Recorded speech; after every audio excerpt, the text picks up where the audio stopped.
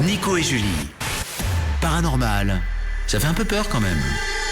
Mais on adore ça.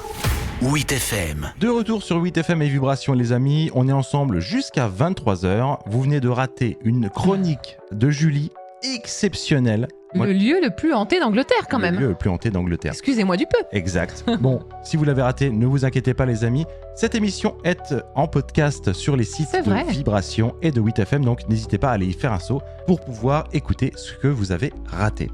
Et sans plus attendre les amis, on va passer à notre prochain témoignage. Il s'agit de Claude. Et Claude, elle est déjà passée dans l'émission et vous allez peut-être reconnaître sa voix. Oui. Eh oui, tout à fait. Salut Claude, est-ce que tu nous entends ? Oui, je vous entends très bien. Bonjour Nico, bonjour Julie. Comment allez-vous ? Eh ben super Claude, on est vraiment super contents de t'accueillir à nouveau dans l'émission. Moi de même, vraiment. Bon, on ne peut pas te recevoir à nouveau dans l'émission Claude sans avoir une petite pensée émue pour Jean-Luc. Pour Jean-Luc. Bien évidemment, qui lui aussi a fait sensation lors de ton dernier témoignage. Ceux qui ont écouté l'émission s'en souviendront, j'en suis sûr. Exactement. Alors Claude, il t'en est arrivé des aventures toi Mais quand oui, même. c'est fou. Oh, surtout dans la Creuse, c'est incroyable. On va déménager avec Nico. Oui, on va aller dans la Creuse. Alors voilà, on était une bande d'amis puisqu'on allait dans la Creuse pendant les vacances, puisque mes parents avaient une maison de campagne là-bas. Génial. Okay. Et ce qui était bien, c'est qu'il y avait plein de jeunes en fait. Hein. C'était vraiment agréable d'avoir plein d'amis. Ah oui, complètement. Et puis ce jour-là, on avait décidé, à l'avance d'ailleurs, d'aller à l'étang de la Chaume. Donc on s'était donné rendez-vous à la petite place du village, à côté du puits. Et puis on était tous présents, sauf un. Ah. Et il se faisait régulièrement punir. Ah mince, il avait encore fait une boulette. Ouais. C'était l'arrogant. Ah voilà, c'est ça, le frondeur. Il y en a toujours un. Voilà. Donc c'était Patrick, il n'était pas là. Bon ça nous ennuyait parce que il était bien sympa. Bah oui. Mais on l'a attendu, puis au bout d'une demi-heure, on a dit on va y aller, il doit être interdit de sortie, puis on va y aller. Alors il faut savoir déjà que durant le trajet pour aller à l'étang de la Chaume, on ne savait pas pourquoi, mais on a tous remarqué qu'on était terriblement angoissés. Ah bon, c'est bizarre, l'atmosphère était particulière ce soir-là ? Oui, on était, je sais pas, comme attristés, alors que d'habitude on était vraiment joyeux, en train de chahuter, de raconter des bêtises et tout ça, et là on était tout tristes. Ah c'est marrant. Et c'était pas dû à l'absence de Patrick ? Bon après si... Je sais qu'on aimait bien Patrick, mais enfin bon, ça ne nous aurait pas... Pas ce moment-là quand même. On n'aurait pas fait une dépression. Ouais, non. Bon. Puis surtout, s'il avait l'habitude d'être puni, c'était un petit peu un air de déjà-vu, quoi. Ouais, c'est ça. Voilà. Bon. Donc, non, en plus, on s'inquiétait même pas pour lui. Hein. on savait que s'il n'était pas là, c'est que, ça y est, comme d'habitude. Ouais. Et arrivé à l'étang de la Chaume, on s'est approché un peu de l'étang. Et alors, là, on a entendu un cri. Ah ouais ? Le cri d'une femme. Hein. Oh. Ah ouais ? Et c'était un hurlement aigu et dramatique. Voilà. Tout le monde l'a entendu, ce cri. Tout le monde l'a entendu, oui. Et c'était un long hurlement. On a eu tellement peur en entendant ça. Et on s'est mis à courir en direction du village d'où on venait. Hein. Au bout de quelques mètres, moi j'ai dit attendez, j'ai regretté, j'ai dit non, moi je vais aller voir qu'est-ce qui se passe quand même. Si jamais il y avait quelqu'un en détresse. Bah oui. Alors les autres sont restés sur place et franchement je suis partie toute seule. C'est pas vrai, c'était toi la plus téméraire, mais je ne crois pas. Oui. Bravo Claude. C'était moi la plus téméraire, mais franchement j'espérais que les autres me suivent. Hein. Oui, c'est ça. Voilà. Mais ils n'ont pas pu, ils étaient paralysés. Mince. Donc tu es retournée toute seule ? Ouais. Oui, je suis retournée toute seule parce que je pensais qu'une chose, ce cri, il était consécutif à un malheur, donc je voulais aider, quoi. Voilà. Ah ouais, franchement, c'est génial. Bravo à toi. Hein. Ouais. Le seul problème, c'est que j'ai fait le tour de l'étang avec ma lampe de poche, parce que il n'y avait pas de lumière, bien sûr. C'était vraiment. Mais on voyait quand même, parce qu'il y avait, sans doute grâce à la lune. À la lune, oui, d'accord. Bon, écoutez, j'ai fait le tour, mais j'ai couru, j'ai appelé, j'ai cherché, j'ai même été à l'intérieur de l'eau. Au début, de l'eau jusqu'aux cuisses. Oh là là, ouais. Mais non, tu donnes de ta personne, hein. Carrément. Ah Ouais, là, je sais pas, j'étais tellement paniquée pour la personne. Et pourtant, il y avait des sangsues dans les temps. Oh, quelle horreur! Oh non!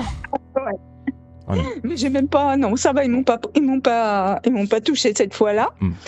Mais j'ai cherché partout et j'ai rien trouvé. T'as rien trouvé, ok. Incroyable. Donc du coup, tu repars. Non. Alors que je suis repartie, puis mes amis m'attendaient à peu près 50 mètres plus bas. Je leur ai dit, il n'y avait rien. Ok, voilà, bon. Rentrons. Je savais pas quoi. Voilà, rentrons. Ouais. Alors on est rentrés en se disant, mais qu'est-ce que ça pouvait bien être que ce cri? Un animal? Non, c'était vraiment humain. Voilà. D'accord. En tout cas, alors, à mi-chemin, qui est-ce qu'on voit arriver vers nous? Je sens que ça va être Patrick. Voilà. Ah Le libéré de prison. Ouais. À ce moment-là, dès qu'il est arrivé, on a tous constaté qu'on n'était plus du tout angoissés, on était soulagés, libérés, on était super bien. Bon. Ok. Voilà. Ok. Comme on était des petits coquins, on fumait. Ah, c'est pas très bien ça. Et lui, il avait amené un paquet de cigarettes à la menthe. Et puis, il l'a distribué. Bref, il nous a fait servir. Et puis, la dernière cigarette, c'était pour lui. Ok. Et justement, on plaisantait, on disait c'est la cigarette du condamné. Enfin, on n'en loupait pas une. On disait que des bêtises. Après, on est rentré. En fait, rien de spécial, à part que on a bien constaté qu'on était vraiment soulagés de sa venue, par rapport à son absence. Ok. Bon, voilà. Mais le lendemain, je devais rentrer dans la région parisienne où j'habitais à Saint-Maur, dans le Val-de-Marne. Et puis, je dis au revoir aux amis. Et puis, je vais vers Patrick pour l'embrasser, pour lui dire au revoir. Et à ce moment-là, j'ai comme un pressentiment. Je me dis, est-ce que je vais le revoir, quoi. C'est bizarre. Et puis après, j'oublie tout ça. Et puis, on rentre. On avait 3 heures de voiture. Et arrivé chez nous, un appel téléphonique. Le monsieur Patrick, il était mort. Hydrocution dans l'étang de la Chaume. Mais non. Ah oh. Ouais. Il avait même pas 15 ans. Mais c'est un truc de fou.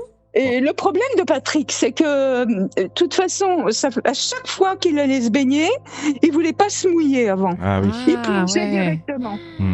Oh la vache, c'est la fois de trop. Mais ça, entre la déconnade, tu repenses à la clope du condamné, tu sais, les déconnades que tu as fait, l'angoisse que vous avez ressentie, le soulagement quand vous avez recroisé Patrick, plus le cri qui a marqué tout le monde, c'est hallucinant quand même. Oh oui, ouais, tout à fait. Et quand je lui disais, mais enfin, fais attention quand même, mouille-toi avant, parce qu'en plus, les étangs, c'est très froid comme Oui, c'est vrai. C'est vrai. Mais alors, après, bien sûr, le chagrin, tout ça. Et durant toutes ces années, je me suis toujours demandé, mais c'était quoi ce cri qu'on avait entendu, quoi. Alors, c'est quoi ton interprétation de ce cri, Claude? Et puis, l'année dernière, j'ai écouté une vidéo de Pierre Bellemare qui parlait d'un fait qui s'est passé en Irlande.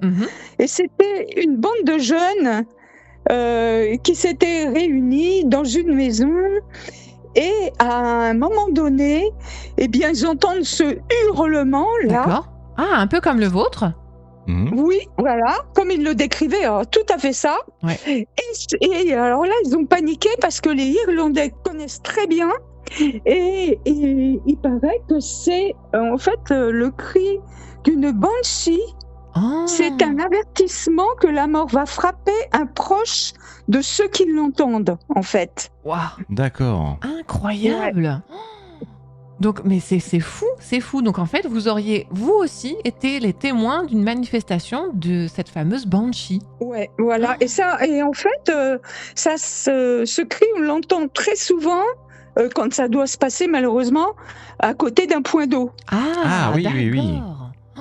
Mais je connaissais pas du tout, tu vois, cette légende et ça glace le sang que vous ayez été les témoins d'un truc. Tu dis c'est une légende, voilà, c'est du bouche à oreille, personne n'a jamais vécu ça. De le vivre, et puis là, il y a tout qui colle. Rétrospectivement, ça devait être incroyable. Oui, c'est incroyable. Et ces gens-là, ces jeunes-là qui étaient en Irlande, eux, ils connaissaient le cri. Quand ils l'ont entendu, ils se demandaient qui d'entre eux allait y passer. Alors, c'est vraiment l'horreur. Et effectivement, le lendemain, Eh ben, il y en a un qui, je me rappelle plus de quoi il est mort. Je crois que c'est une crise cardiaque. Ah ouais. Un pauvre jeune, et ben voilà, il a fini sa vie comme ça. Et ça n'a pas manqué. Hein. Et je me demande si c'était pas ça, en fait, tout simplement. Ah ben, franchement, oui, effectivement. Moi, je pense que tu as tout à fait raison, Claude. Hein. Là, vous avez été témoin de ce qui est peut-être plus qu'une légende, hein, pour le coup. Et bah, du coup, est-ce qu'on pourrait pas faire un message de prévention, voilà, les amis, si vous voulez vous baigner, mouillez-vous un petit coup la nuque avant. Mouille la nuque. Voilà, surtout dans les étangs. C'est ça. Même si on est sauvé plusieurs fois, parce que on peut le faire, il nous arrive rien. Lui, au bout de la 12 ou 13e fois, c'est la fois trop. Pauvre Patrick. Voilà. Ah, franchement, merci beaucoup pour ton témoignage qui, franchement, moi, ça m'a hyper perturbée. Merci beaucoup, Claude, pour ton témoignage. Merci à vous et merci pour vos belles vidéos. Merci, c'est très gentil, Claude. Et puis peut-être à une prochaine fois. Écoute, avec plaisir. Merci beaucoup.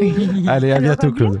À très bientôt, Claude. Bon, bah là, du coup, ambiance un petit peu mitigée. Hein, là, ça va moins bien que tout à l'heure. Alors, c'est bien raconté parce que Claude, elle est très joviale, elle est très souriante. Mais sur le fond, c'est un petit peu moins cool. Hein, là, effectivement, la chute est un petit peu moins fun qu'avec Jean-Luc, par exemple. C'est un peu plus brutal. Bon. Quoi qu'il en soit, les amis, si vous aussi vous avez un témoignage à nous envoyer, écrivez-nous à paranormal@vibration.fr ou paranormal@8fm.fr. On va se faire une petite pause et on revient juste après pour l'anecdote de Nico. C'est ton tour. C'est mon tour et j'ai une chose à vous raconter. Je vais vous raconter notre toute première séance de Ouija. Ne bougez pas, à tout de suite. À tout de suite. Venez témoigner de vos expériences étranges sur Vibration avec Nico et Julie. Paranormal, 22h-23h sur Vibration.